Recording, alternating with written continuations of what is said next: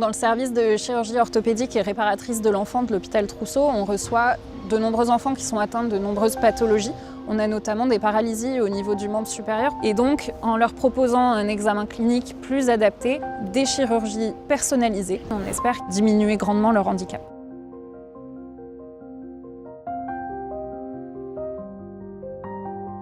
On s'est rendu compte dans notre pratique quotidienne qu'on manquait d'objectivité sur les examens cliniques de l'épaule chez l'enfant et du membre supérieur.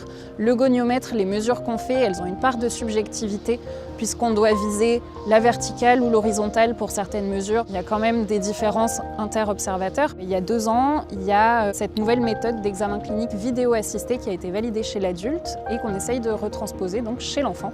On demande aux enfants de réaliser plusieurs séries de mouvements du membre supérieur. La caméra RGBD, ça permet un enregistrement en 3 dimensions avec la prise en compte de la profondeur.